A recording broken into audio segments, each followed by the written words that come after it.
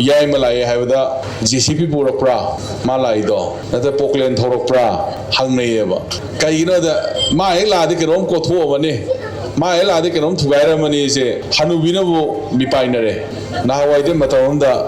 सिफाइ लाएदा हनुबिजिंसे पाखटनरमेबा होजिक्ति याय मलाई द पाखटनरे कईगिनोदा थुगाइरद्रादा आइगिदि थुगाइबगी वाफम जिन्नते आइदि आइना आइगी कॉन्सेप्ट से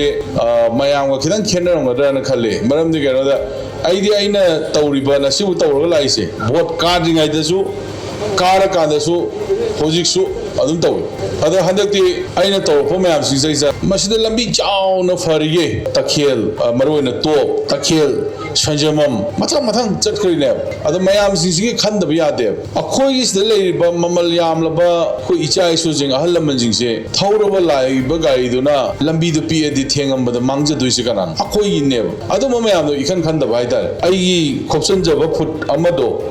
याइमला तकथोखरनिना खनबदा मथवाइसदा नुवाइजदब हाइतार अदुना मसी आइना सुम खनबदा 2017 18 दोर माले कोये लमलोंदे होरगा चायन थोंग मुसे तकथोखि अहिंग से तौरगा तखाई लुपा लाख 50 मुतिंगे मोय म्यामदुगी तेक पखोट साबा अदे से सावरनुको गायना अदे अखोई ड्राइवर दु नुंदांगने कोटपदा येंगोन गा याव येन गा याव म्याम से चल सिंगिने मयामनदी हम हरावे स्लमोंग से लोय तखाई बिरे याम फरे एक्सीडेंट दिखर थोप फरने अदो नंग मथंगददी खंगनि भोट तना हायगादा भोरम द थादरु यादे अदे लम तखाई भी थौसे मदुदे तन्नना क्या तौद्रबने अदो हुजि से हंदती आई लाइब याम फरे गवर्नमेंट सिगी मरुइना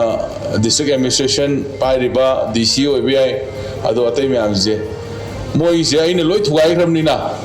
अखोई स्वाइसे क्या बुला याउदे खुराई से याउदे मोइ थुगाइ अतोबा जगह से याम थुगाइरे अदो आइदि हानादे थुगाइ लेबनेना मोइ ला थुगाइ दस यानी न खनबई लाक्तब्रा कैनोदि खंगदे थुगाइनिंगबदि थमोइददि खदि लई अदो बाइनदि हाइबदि याद्रे हुजिकान अदुना मोइना थुगाइरे बसदिसा हेक थुगाइरबो मतमदा आइना हाइजैदो आइना फुट अनि हेंजला सागिबो हेंजला सागिबदो मदु थुगाइरनि न खमदा नुवाइतेबा अदुगि मोहता मदुई मोहता ड्रेनेज ता कइदे युमदि हेंजलौदनबा बाउंड्री ओइना तौबिरमबसे मसी याम फबने अदो होजिक्ति हाइबे याद्रेदना नहांगे नोय भोट खंगनी हाइबदो होइजे डीसी दु हाइरो भोट खंगनेना मादि भोट लेकोदब नतबने नोय भोट काइन कानाररोय होइसे इना थुगाइबा नत्रमनिना आइवंदा भोट हे खादौदब मीसे आइनबो सारमने हाइदि कम्युनिटी हॉल जु थुगाइने हनिंग बजान अदो व्हाट्सएप ग्रुप सिरिजा थागले सीआईएम ना सारम कम्युनिटी हॉल थुगायो अदुदि थुगाइदेना अदा कोई एनआरजीएस की फंडगी